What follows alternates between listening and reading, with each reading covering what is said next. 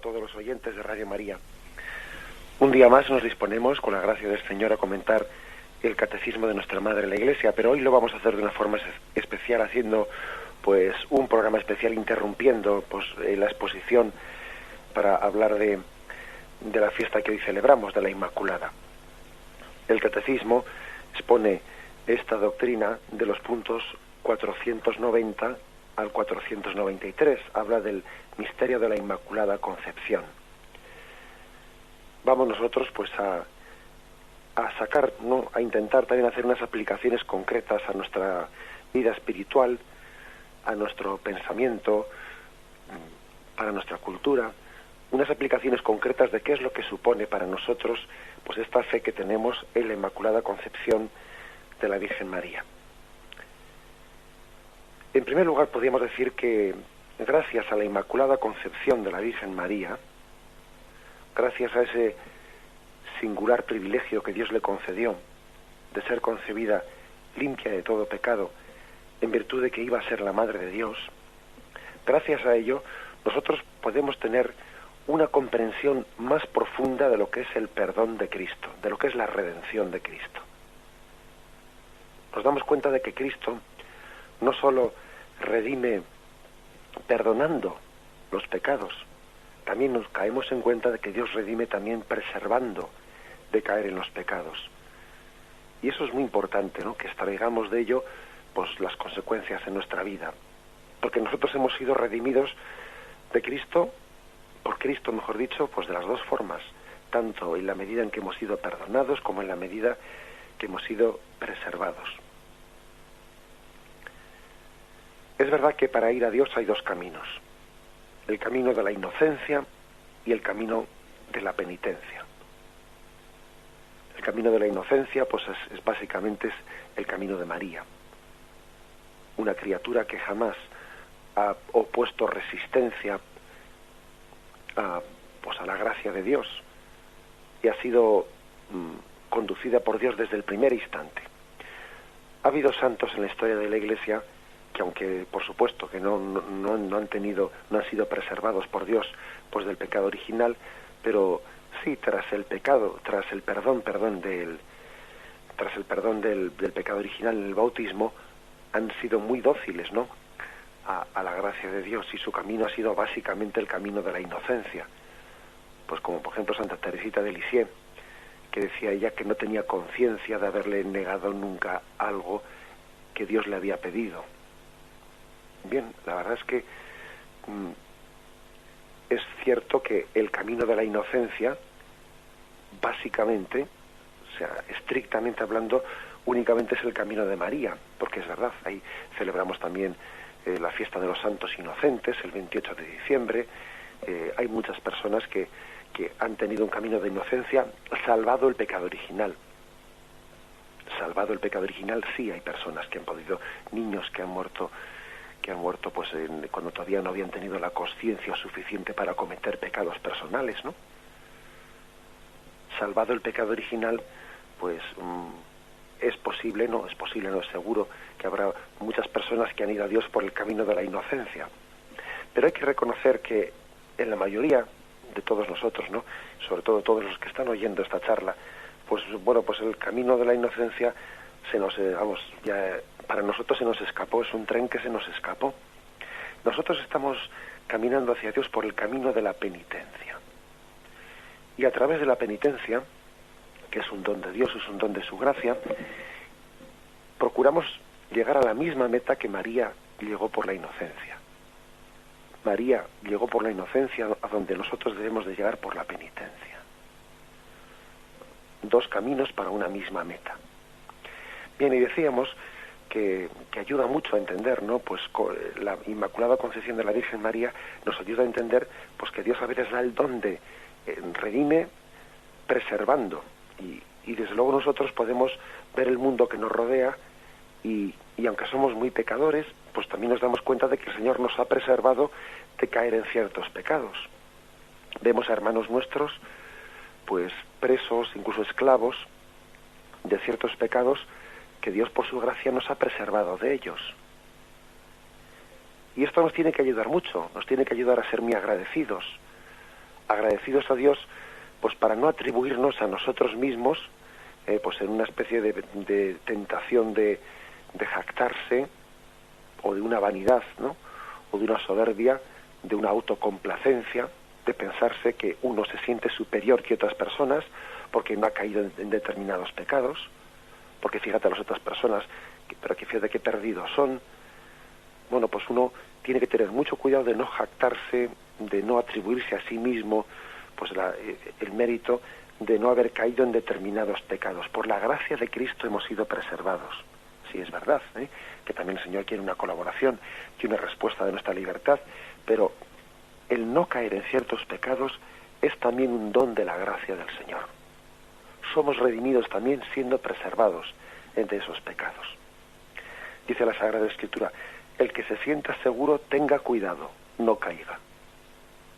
Ojo con ello, el que se sienta seguro tenga cuidado, no vaya a caer.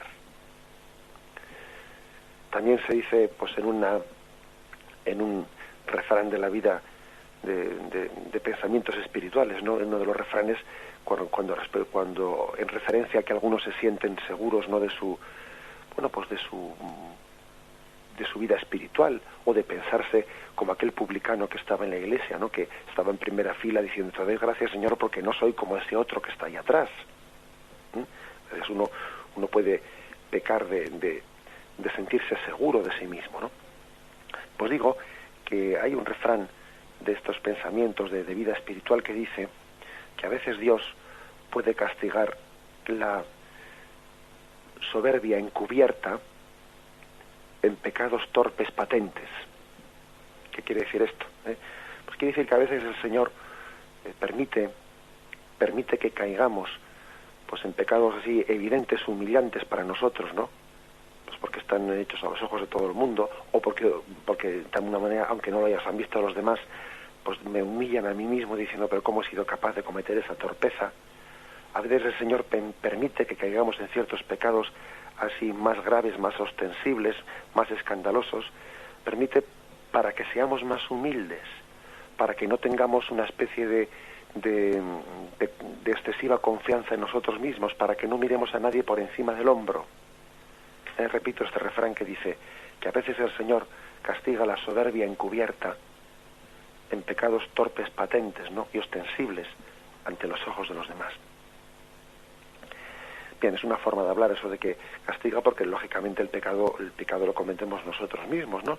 Pero Dios permite ciertas caídas para que seamos humildes, para que nos demos cuenta de que estamos siendo preservados por la gracia de Dios. Por lo tanto, y en resumen, esta primera consideración nos tiene que hacer caer en cuenta de que el privilegio que tuvo María de ser preservada, de ser redimida en la preservación, también nosotros lo tenemos, aunque de una manera pues mucho más imperfecta, ¿no? Aunque nosotros estemos en camino de penitencia y el de la inocencia pues ya no sea estrictamente el nuestro, sí que también somos preservados, y la gracia de Cristo también se manifiesta en parte, aunque sea en parte, ¿no? En que somos preservados de muchos males, y tenemos que dar gracias infinitas a Dios y sentirnos queridos, sentirnos mimados y tener misericordia hacia nuestro hermano, no ser nunca como el hermano mayor de la parábola del hijo pródigo que miraba a su hermano menor pues de una forma inmisericordia por aquello que había hecho él, ese hijo tuyo. Mirar con una mirada de misericordia, una mirada de compasión, a ejemplo de la mirada del corazón de Cristo, pues es lo que de alguna manera se deriva, se concluye, ¿no?, de esta conciencia de haber sido preservados por la gracia de Cristo de muchos pecados. Vamos a meditar en esto, antes de también muy práctica, creo yo, en nuestros días, para purificar muchas cosas que nuestra cultura, ¿no?, pues tiene pues verdaderamente desviaciones. Una segunda consecuencia es que ese don especial que María recibió de ser preservada del pecado original, pues es precisamente la de poner en la atención y poner nuestra consideración en la existencia verdadera, ¿no?, del pecado original. Porque las consecuencias del olvido y la negación del pecado original pues han sido muchas. Ha sido la difusión de una antropología ingenuamente optimista, en una visión del hombre, de lo que es el hombre, pues ingenuamente optimista. En nuestra cultura, una vez que se ha negado el pecado original, el hombre es considerado bueno por naturaleza. No tendría necesidad de purificar ninguna tendencia desviada. Es más, la pedagogía, la educación de los niños, pues habría de limitarse a fomentar la espontaneidad del individuo. Aquí parece que para obrar bien bastaría con ser auténtico y natural, ¿eh? Parece que estos son los términos que hoy en día están de moda, ¿no? Hay que ser auténtico, hay que ser naturales, hay que ser espontáneos, ¿no? Únicamente habría que intentar salvar ciertos condicionamientos negativos, ¿no?, de la sociedad. Pero bueno, el hombre es bueno por naturaleza. En todo caso es la sociedad la que le puede hacer malo. Y la pedagogía pues consistiría en dejarle a cada uno desarrollar sus propias tendencias, cada uno que sea espontáneo, que sea auténtico, que sea natural. Bueno, y como los oyentes pueden considerar, no, pues con estos presupuestos, partiendo de aquí, pues lógicamente se derivan muchísimos males. Mucho también habría que decir de la crisis actual en la enseñanza, parte de estos falsos presupuestos, ¿no? Parece que la corrección está mal vista con estos presupuestos, claro, porque hay que corregirle a nadie, si todo el mundo es bueno, si todas sus tendencias son buenas, ¿no? Parece que eso de la corrección, pues es casi opresivo, que es oprimir, ¿no? Bueno, pues ya sabemos que la existencia del pecado original es un misterio, difícilmente entendible, ¿no? Pero mayor misterio es todavía comprender al hombre sin aceptar la realidad de que existe un pecado original. Lo que la revelación bíblica nos cuenta coincide con nuestra propia experiencia, es decir, que dentro de nosotros descubrimos que hay una distorsión que nos inclina al mal. Nacemos con ella. Hacemos por debilidad lo que no queremos hacer, mientras que nos resulta difícil cumplir nuestros propios propósitos. Nos habíamos propuesto ciertas cosas y luego resulta que no somos capaces, ¿no? Es lo que dice San Pablo: hago lo que no quiero y eso que me he propuesto no soy capaz de finalizarlo. Por ello, ¿no?, una concepción del hombre que se cimiente en bases meramente naturalistas, y digo por naturalistas que el hombre es bueno por naturaleza, etcétera, ¿no?, pues condena al hombre a un montón de indignidades, venganzas. Sí, hay personas que son tan naturales que se dejan llevar por su tendencia a la venganza. Pereza, bueno, también es una consecuencia natural de ser espontáneo. Lo que espontáneamente nos sale es ser perezosos. Egoísmos, sí. Si a un niño no hay que enseñarle a ser egoísta, nace sabiéndolo. Al niño lo que cuesta decirle, lo que cuesta enseñarle es que él sea capaz de coger pues su juguete y que le diga: toma, para ti. No, si lo que espontáneamente le sale es coger: esto es mío. Si esa tendencia egoísta la tiene con él. La avaricia, la infidelidad, la lujuria. Es decir, cuando alguien tiene unas bases meramente naturalistas y piensa que el hombre es bueno por naturaleza y que hay que ser espontáneos y que educar bien consiste en dejar que cada uno pues desarrolle sus propias tendencias, bueno, pues vamos a ser sinceros, concluimos en todo esto, concluimos en que la venganza, la pereza, el egoísmo, la avaricia, etcétera, pues son la consecuencia natural de todo ello, porque es que no es cierto, es falso que el hombre sea bueno por naturaleza. Hay en nosotros una tendencia al mal, llamémosle pecado original en el sentido teológico, o llamémosle egoísmo innato, quien quiera hablar en términos psicológicos, pero vamos, que estamos hablando del mismo misterio. En consecuencia, es necesario una armonización interior. Hay que armonizar el hombre por dentro. Pues falta una armonía. Hay que armonizarlo para que el hombre pueda llegar a desear lo que está de acuerdo con su propio bien y con la voluntad de Dios. Porque el problema que tenemos es que no nos coincide el deseo y la voluntad. No nos apetece lo que nos conviene, y lo que nos conviene no nos apetece. Ese es el drama del hombre. La aspiración a la libertad solo puede encontrar su auténtica realización en la medida en que el hombre se deja sanar por la gracia de Dios. tenemos que ser curados por la gracia de Dios. Curados. Para eso tenemos que ser corregidos. Hay que curar al hombre, porque uno de los dramas del hombre actual es que no distingue entre lo que le apetece, lo que la naturaleza le impulsa y lo que debe. Ese es el drama, ¿no? Y son dos cosas bien distintas, y si uno no es capaz de discernirlas y distinguirlas, pues va a un choque, no va a un abismo. Que la gracia de Dios venga en nuestra ayuda e integre, armonice interiormente al hombre para que la razón pues gobierne la voluntad, y para que la voluntad gobierne las apetencias, ¿no? Y para que no se produzca esa especie de choques tan fuertes y tan brutales, ¿no? que ocurren en nuestro interior. El hombre maduro es aquel en el que la razón gobierna la voluntad, armoniza la voluntad, quiere con su voluntad aquello que es ordenado, aquello que es conforme, ¿no? Pues a la dignidad del hombre. La razón gobierna la voluntad y la voluntad gobierna las pasiones. La voluntad está pues dirigiendo, ordenando, moderando las distintas pasiones, nuestros sentimientos, nuestras tendencias, nuestros impulsos. Sin embargo, el hombre inmaduro, aquel que se deja arrastrar por todas las consecuencias del pecado original, ¿no? Es aquel en el que sus pasiones acaban esclavizando la voluntad. ¿Qué quiere? Lo que le apetece. La apetencia es la que esclaviza la voluntad. Y la voluntad esclavizada, la voluntad es la que gobierna la razón. ¿Qué piensa? Lo que quiere. ¿Qué quiere? Lo que le apetece. ¿Y qué piensa? Lo que quiere. El hombre inmaduro es aquel que tiene invertido, ¿no? Pues ese orden, porque el desorden interior, supuestamente queriendo ser espontáneo, ha sido esclavizado. Así pues, una segunda consecuencia, ¿no?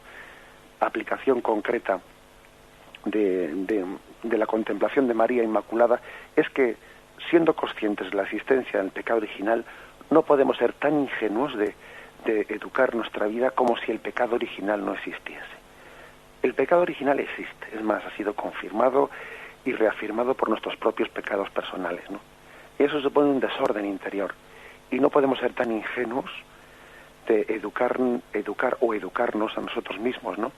O de llevar una vida espiritual en la que rechacemos cosas como la penitencia, como la mortificación, como la corrección, todo aquello que es necesario, ¿no? En un realismo antropológico, pues para educar a la persona y para encauzarla, ¿no? Por ese camino de la penitencia. Bien, vamos a meditarlo pidiendo la asistencia de la gracia de Dios para que venga en auxilio de sanar nuestra naturaleza herida. Necesitamos la gracia para sanar nuestra naturaleza herida por el pecado. Lo meditamos un momento.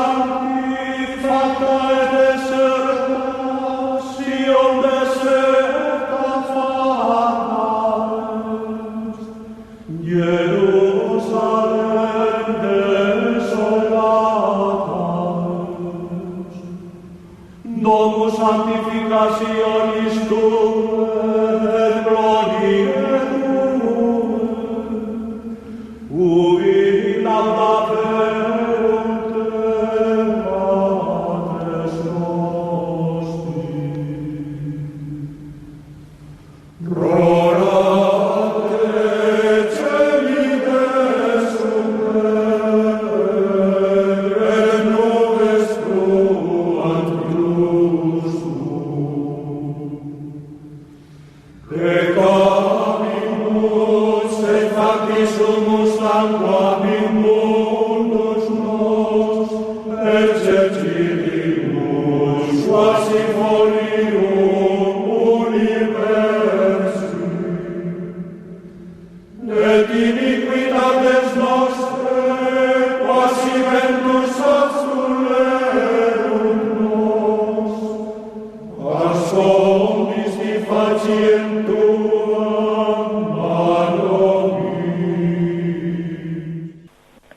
Bien, también María es para nosotros modelo de pureza, y María también descubre, revela en este mundo pues el sentido auténtico de la sexualidad.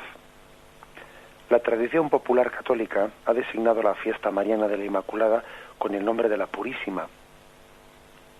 Es más, el prefacio de la misa de hoy reza así, ¿no? Purísima había de ser la que concibiese el autor de la gracia. Hemos designado, especialmente la tradición mariana española, pues a la Inmaculada con el nombre de la Purísima, ensalzando a María como modelo de pureza, modelo de castidad.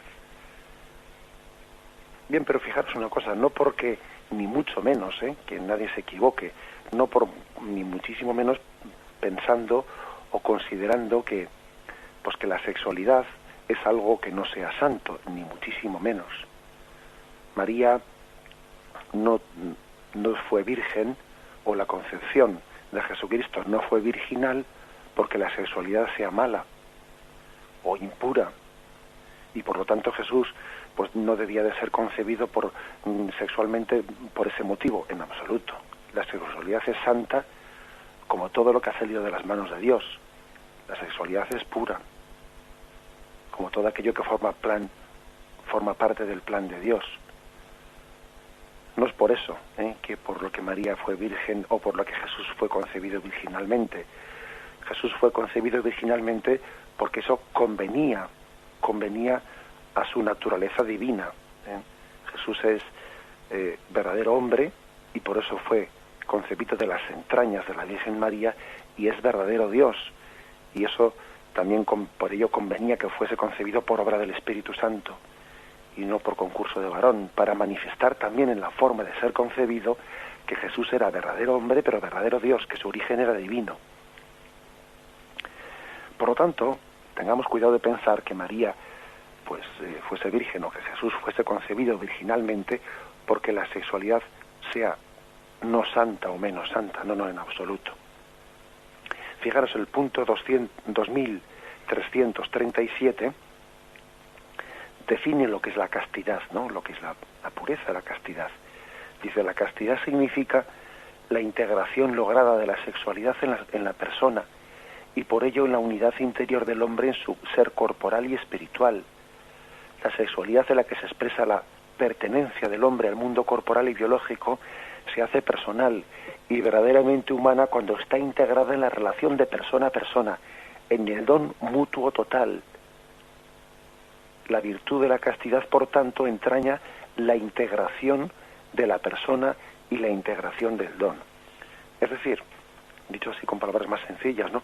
Pues que la castidad es la integración de la sexualidad en la vocación que Dios nos ha dado a cada uno.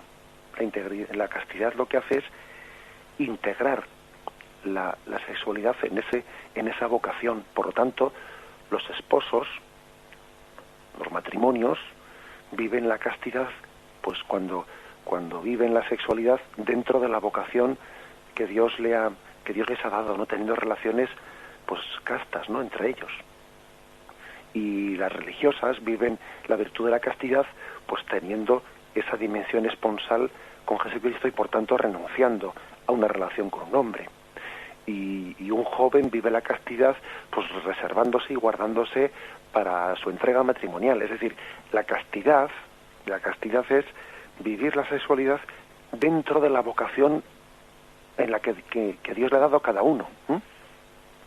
Tan casto es pues un matrimonio que vive sus relaciones sexuales de una manera pues fiel y abierta a la vida, etcétera, como una religiosa que vive su consagración virginal, como un joven que vive la pureza pues buscando el camino del matrimonio. Es decir, cada uno vive la castidad dentro de la vocación concreta que Dios le ha dado. Bien, pues esto es, en ese sentido decimos que María es modelo de pureza y modelo de castidad. Recordemos el pasaje bíblico del libro de Génesis, donde se describe el hecho de que Adán y Eva sintiesen vergüenza al verse desnudos, como consecuencia del pecado original. En palabras de Juan Pablo II, Dios creó al hombre de forma que el cuerpo, este era el plan originario de Dios, que el cuerpo fuese el icono o el espejo del alma, expresión de su interioridad. En el plan de Dios, el cuerpo no era nada malo, sino que era sencillamente el espejo del alma.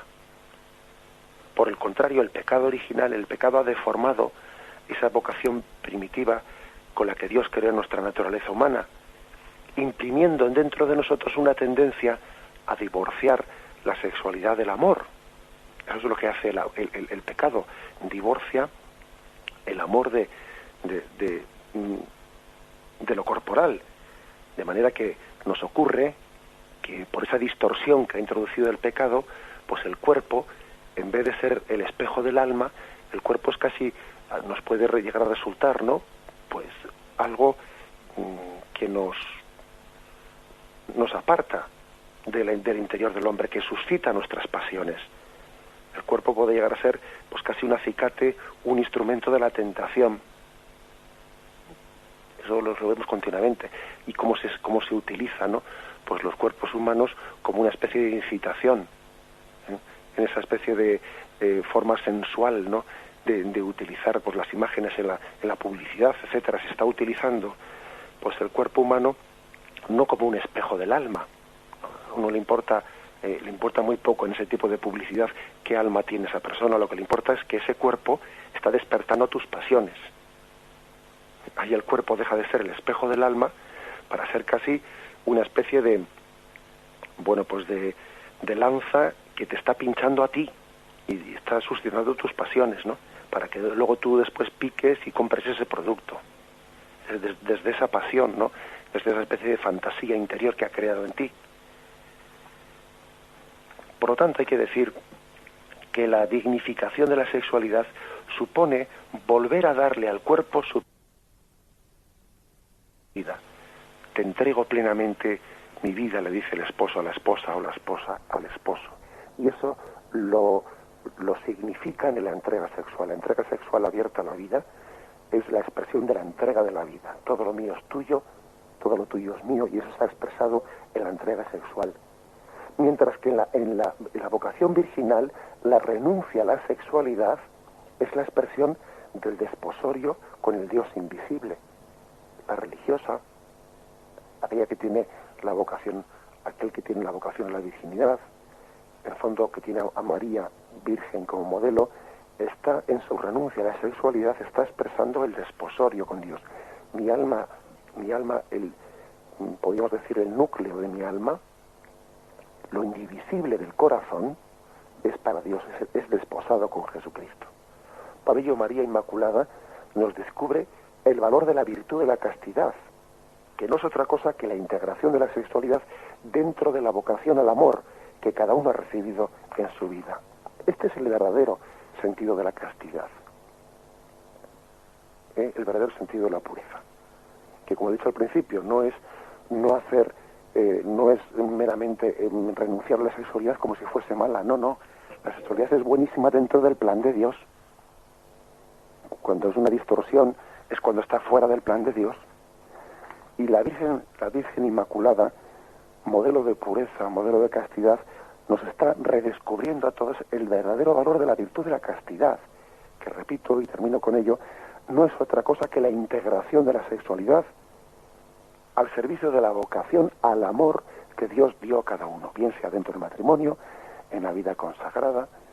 Integrar la sexualidad dentro de la vocación que Dios nos dio, y que el cuerpo vuelva a ser el espejo del alma y no el incitador de las pasiones. Esa es la vocación que María nos vuelve a descubrir.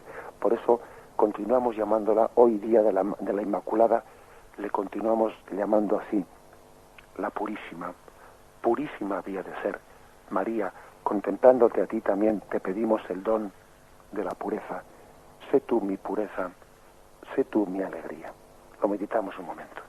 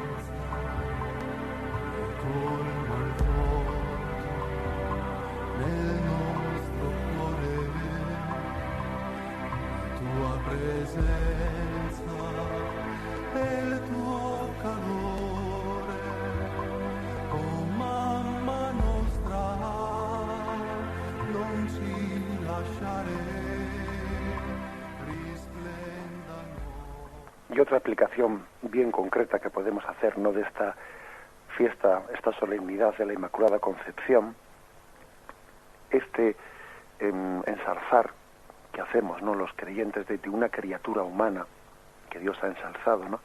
Bien, esto también tiene una consecuencia muy práctica, ¿no?, dentro del choque de cosmovisiones distintas y antagónicas que estamos viendo hoy en día, pues en el orden mundial. Estamos asistiendo al choque de dos cosmovisiones antagónicas, que es por una parte el occidente secularizado y por otra parte un islamismo fundamentalista, ¿no?, que parecen chocar los dos en el mundo. Algunos dicen que si están chocando el cristianismo y el islam, más que el cristianismo y el islam, vamos a ser sinceros, aquí lo que choca es el occidente secularizado, que de cristiano tiene muy poco, el occidente secularizado y por otra parte una concepción fundamentalista del islam, ¿no? El primero, el occidente secularizado, ha ensalzado al hombre hasta el desprecio de Dios. Hasta tal punto no hemos hecho del hombre el centro de todo, que parece que Dios nos sobra.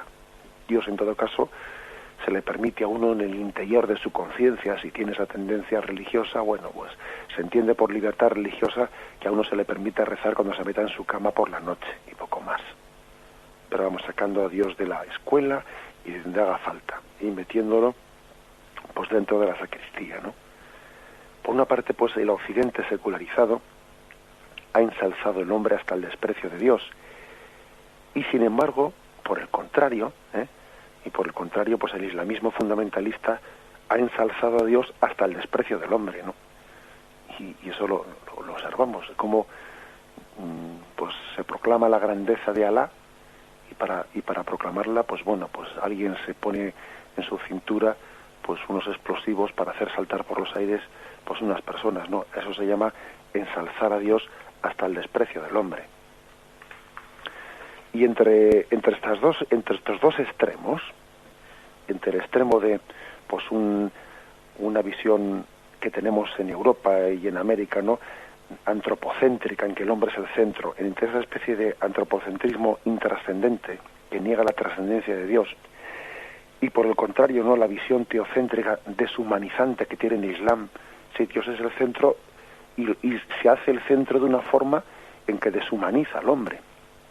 El cristianismo se ofrece como una alternativa auténtica y equilibrada, que es capaz de aunar dos extremos que a veces cuesta aunarlos, que es que Dios es grande y que Dios al mismo tiempo es amante de lo humano.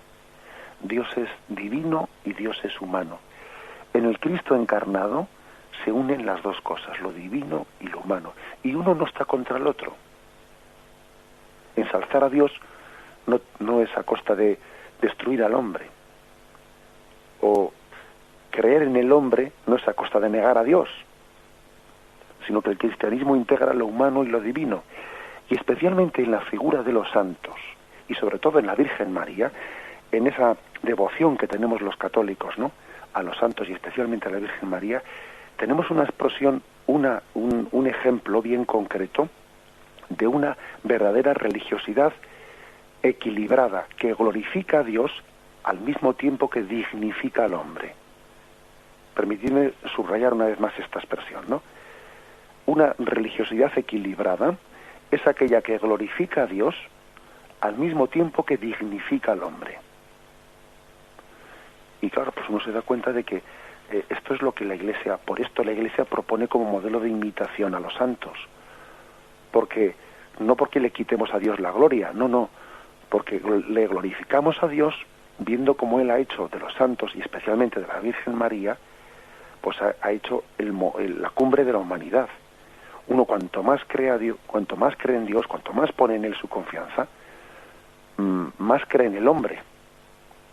Más cree en el hombre, porque Dios dignifica al hombre, le hace más santo. Es más, es que solamente creyendo y confiando en Dios uno puede confiar en el hombre. Vamos, lo peligroso es confiar en el hombre cuando se ha apartado de Dios, eso sí que es peligroso. La fe en Dios tiene que dignificar al hombre, hacerle más digno, hacerle más humano. Al contrario de lo que parece, ¿no? Pues que vemos en muchas manifestaciones del fundamentalismo islámico, que la fe en Dios tiene que hacer despreciar más a la mujer, pues la fe en Dios tiene que hacer todavía pues una especie de desprecio de la vida. Bueno, parece que cuanto más fe fanática se tiene, más se desprecia la humanidad. Se desprecia la paz y se desprecia, no sé, la dignidad de la mujer y muchas cosas.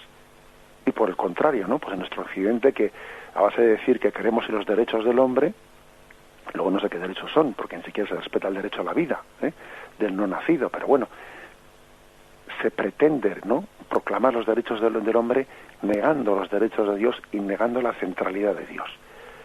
Bueno, pues eso es una especie de choque de dos trenes entre el secularismo de Occidente y entre el fundamentalismo del Islam. Es un choque de trenes que puede llevar al mundo a la destrucción. Y entre esas dos cosmovisiones antagónicas, pues tenemos en la Virgen Inmaculada, en María, vemos el modelo del equilibrio de lo humano y lo divino. Vemos integrado la humanidad y la divinidad. María es el lugar en el que lo humano y lo divino se desposaron. El seno de María es el lugar en el que ha tenido lugar ese desposorio, lo humano y lo divino. En Jesús se ha casado la divinidad con la humanidad. En la doble naturaleza de Jesús, humano y divina, ha tenido lugar esa integración. Y de ahí tenemos que derivar pues muchos equilibrios, ¿no? O sea, un equilibrio que lo integra todo, integra lo verdaderamente humano y lo verdaderamente divino. Y por eso dice el Concilio Vaticano II tantas veces, ¿no?, que todo lo verdaderamente humano le interesa a la Iglesia. Todo lo verdaderamente humano en el fondo es divino también, si tiene en Dios el origen de todo. Y todo lo verdaderamente divino dignifica al hombre. Por lo tanto, la verdadera religiosidad, ¿no?, esa que tiene también a los santos y especialmente a María, como modelos también, glorifica a Dios al mismo tiempo que dignifica al hombre. Bien, permítaseme concluir con una anécdota también de nuestros días.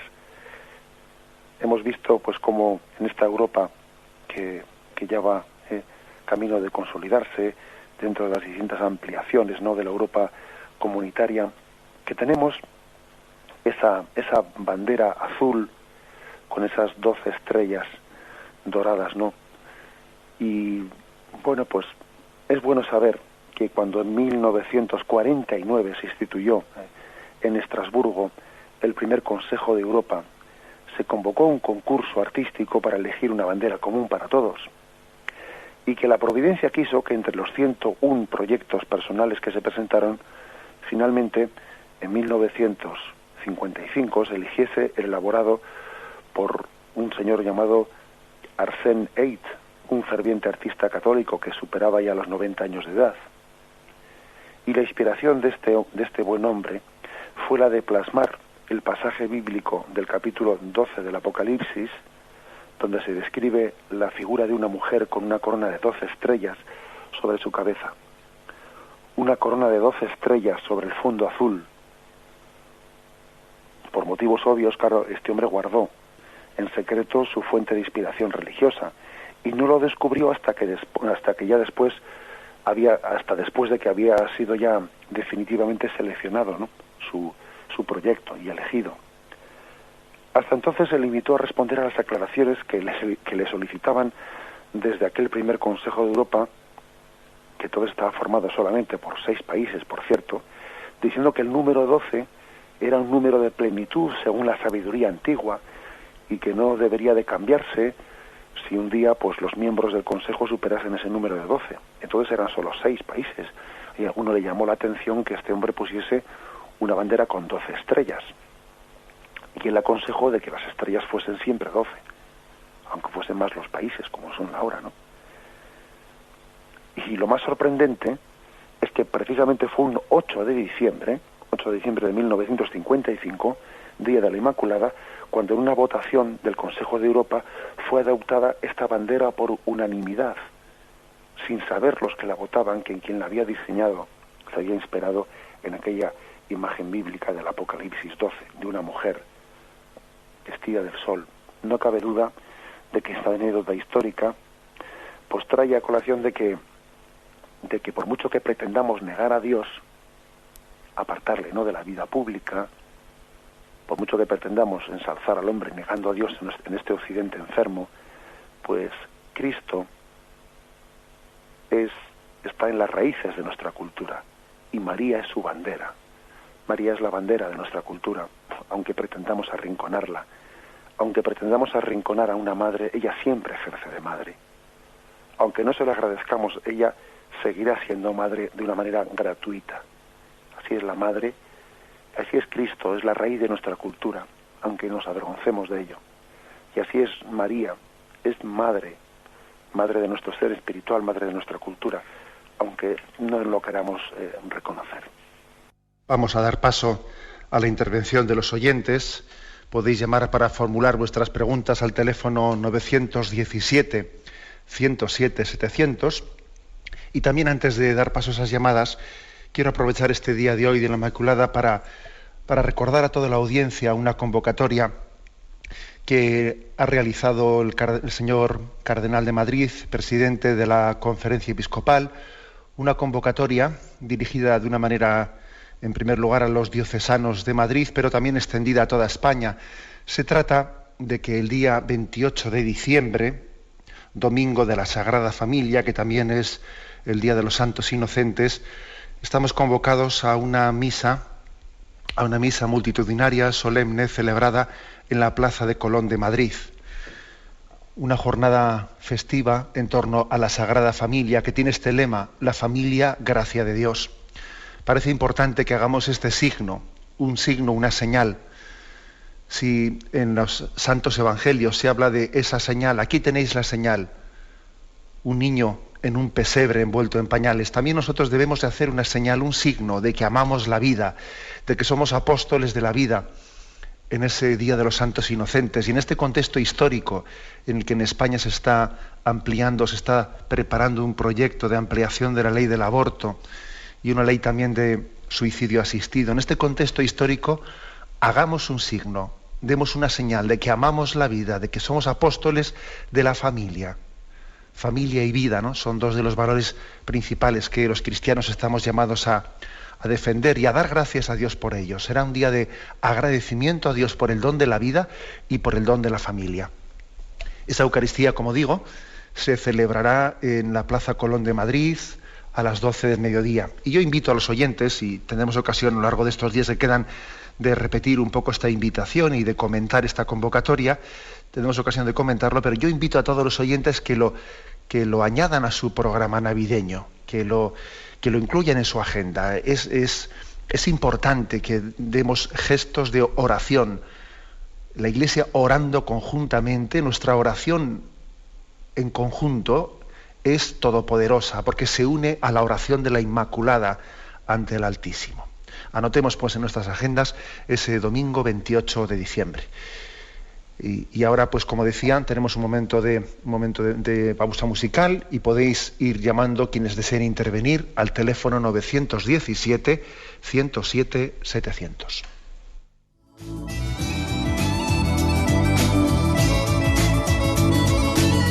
¿Le gustaría tener sus programas favoritos de Radio María en CD o DVD? Ahora es posible.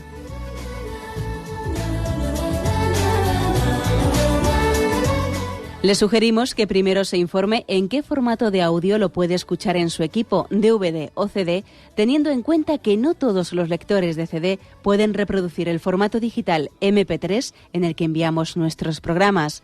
Y luego, si quiere en su casa esos programas que tanto le gustan, solo tiene que escribir una carta a Radio María, Paseo Lanceros 2, primera planta, 28024, Madrid, indicando si lo quiere en CD o DVD y cuántos programas. También le rogamos que escriba su nombre, dirección y no se olvide de facilitarnos un teléfono de contacto para cualquier duda que nos surja.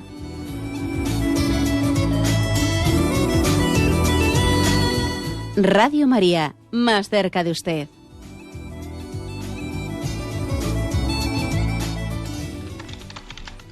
Buenos días, ¿con quién hablamos? Buenos días. Sí. Adelante, Mire, soy María Vicenta. Adelante, María Vicenta, le escuchamos. Mire, pues no, le quería expresarle que me ha dado muchísima alegría y gozo oírle hablar como le he oído hablar sobre la familia, la santidad de la familia y sobre la castidad dentro del plan de Dios, vamos, la sexualidad dentro del plan de Dios, ¿no? Pues porque yo, vamos, veo muchas veces que dentro de la Iglesia, me refiero, ¿no? Pues que hay muchas personas o muchas veces que parece que se pone lo que es el matrimonio y la vivencia de la santidad del matrimonio como en segundo, como si fuera de segunda categoría. ¿Me entiende? Como una santidad de segunda categoría y como que se le da poca importancia o a veces en ciertos sitios, ¿no? O personas. Y hoy día yo creo que es importantísimo pues dar a conocer el verdadero sentido dentro del plan de Dios, de la familia, y bíblicamente, como está puesto dentro del plan de salvación de Dios. De acuerdo, muchísimas gracias. Pues sí, yo creo que es muy luminoso la explicación que da la fe católica, ¿no? Sobre cuál es el sentido y la definición de la castidad, ¿eh? La castidad igual puede confundir un poco el hecho de que se entienda voto de castidad, el voto de castidad que realiza un religioso supone una renuncia al uso de la sexualidad. Entonces uno podría pensar que la castidad consiste para todos en la renuncia absoluta a la sexualidad, y no es cierto. Esa no es la definición de la virtud de la castidad. La virtud de la castidad es la vivencia de la sexualidad conforme al plan de Dios, a la vocación al amor que Dios le ha dado a cada uno. Entonces esto es muy importante entenderlo, ¿eh? Otra cosa es que después se hable de virtud de la castidad para los religiosos, pues de una manera, el voto de castidad de una manera pero concreta. Pero la virtud de la castidad es la vivencia de la sexualidad conforme al plan de amor al que todos hemos sido llamados. Y todos hemos sido llamados a un plan de amor. Dios tiene un plan de amor para la familia, ¿no? Para la esposa, para el esposo. Dios tiene un plan de amor para los sacerdotes, tiene un plan de amor para las religiosas, tiene un plan de amor también para los novios, para los solteros, para las viudas, ¿no? Hay un plan de amor de Dios que tenemos que ir descubriéndolo y entregándonos a Él, ¿eh? Tenemos que pedirle a la Virgen Inmaculada, que por cierto es impresionante ver cómo María es modelo, indistintamente es modelo para las madres y para las madres y para las vírgenes. María es modelo de maternidad y María es modelo de virginidad al mismo tiempo, ¿no? En ella encuentran modelo y referencia todas las vocaciones. Adelante, vamos a pasar a una siguiente llamada. Buenos días. Buenos días. Sí, le escuchamos, adelante. Mire, monseñor, yo quisiera hacer una pregunta que no tiene nada que ver en olla, pero es que resulta que lo oí el otro día, de cuando se muere una persona y queman, que no se debe tirar las cenizas por ahí, el campo o el mar y todo eso. Siempre ha dicho que no estaba permitido por la Iglesia quemar. Y yo le digo, pues chico, yo creo que está permitido ahora. Y quiero que me dé una explicación si puede ser. De acuerdo, muchísimas gracias. Pues mire, sí, la Iglesia sí permite la incineración, permite, porque al fin y al cabo la incineración, pues hombre, no siempre y cuando nos dice explícitamente, siempre y cuando no se haga con un espíritu pagano, bueno, un espíritu contrario a la fe en la resurrección de los muertos. Pero evidentemente la incineración no es contraria a la fe cristiana, porque la incineración lo que hace es adelantar un proceso natural que con el paso de los siglos pues tiene lugar, que es que los restos humanos se reducen al polvo, ¿no? O sea que en el fondo no cambia el proceso natural, sino que lo adelanta. Es más, existen algunas imágenes cristianas en las tumbas de los primeros cristianos que se ve como la resurrección se la imaginan o la representan con la imagen del ave fénix, como un ave que surge de sus cenizas, ¿no? Bueno, no es contrario. Ahora, sin embargo, sí que es un uso pagano que no tiene nada que ver con el cristiano, lo de aventar las cenizas o echarlas por ahí. ¿Por qué? Porque nosotros tenemos un signo de respeto y de veneración hacia los restos humanos, porque son prenda de resurrección. El Señor nos resucitará. Por supuesto que si unas cenizas han sido aventadas por ahí, eso no quiere decir que para Dios vaya a ser imposible esa resurrección, evidentemente no, pero es un signo que nosotros necesitamos. Es un signo que también nos convoca a la oración por ese difunto. Nosotros necesitamos signos visibles, porque si quitamos todo signo visible, al final caemos pues en un olvido inevitable, ¿no? Frente a esta tendencia que existe hoy en día a quitar signos, no aventemos las cenizas, no, también guardémoslas en lugares, pues el Campo Santo, en el cementerio, en el dormitorio, que sabéis que el cementerio es dormitorio, el lugar en el que dormimos en la espera de la resurrección. Nuestros cuerpos reposan en la espera de la resurrección. El lugar adecuado para las cenizas, pues es el cementerio. Adelante, vamos a pasar a una siguiente llamada. Buenos días. Buenos días, monseñor. Sí, le escuchamos. Adelante. Mire, yo quería hacerle una consulta. Yo soy católica y apostólica de toda mi vida, pero yo peco, creo, con el pensamiento, se me adelanta el pensamiento en cosas contra Dios y la Virgen y eso, y no quiero, yo digo que si eso será psicológico, y estoy pasando una enfermedad con ello. Mire, pues... eso. Y voy a comulgar. Y no sé si estoy comulgando bien o no, pero es que un sacerdote, quería yo hablar con un sacerdote así, tiempo, dedicarlo a él unos momentos, y no puedo. De acuerdo, le respondo brevemente, aunque tenemos el tiempo casi cumplido. Mire, le agradezco su llamada, porque usted comparte su problema y seguro que alguien más también le puede ayudar. Yo creo que por la forma en la que usted se ha expresado, le veo muy claro que yo le aconsejo que siga comulgando y que no entre en escrúpulos con ese tipo de pensamientos, imaginaciones que a usted se le pasan por la memoria. Mire, decía Santa Teresa de Jesús que la imaginación es la loca de la casa. Y entonces a veces ocurre pues que estamos en los sitios, en los momentos más sagrados, igual estamos comulgando y se nos pasa por la mente una imagen blasfema, o se nos pasa un pensamiento blasfemo, y entonces uno dice, anda, fíjate lo que se me ha pasado por la cabeza, y ahora cómo voy a comulgar. Y entonces la imaginación a veces nos trae y nos lleva a pensamientos obscenos, blasfemos, y mire, como usted bien ha dicho, esos pensamientos, esas imaginaciones a usted le vienen, usted no las busca, o sea, le vienen de fuera, no son suyas, o sea, son fruto de, pues como dice usted, algo psicológico, algo que está, o también, ¿no? Puede ser una tentación, bien sea psicológico, bien sea una tentación directa, o ambas cosas a la vez.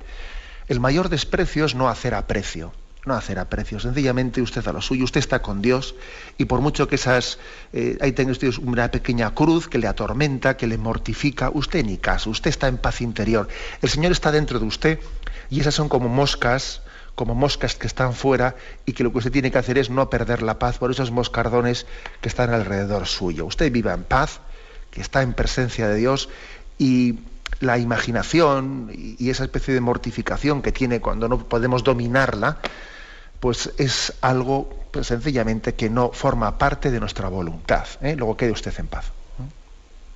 Me despido con la bendición de Dios Todopoderoso, Padre, Hijo y Espíritu Santo. Alabado sea Jesucristo. De la Iglesia Católica. dirigido por Monseñor José Ignacio Munilla.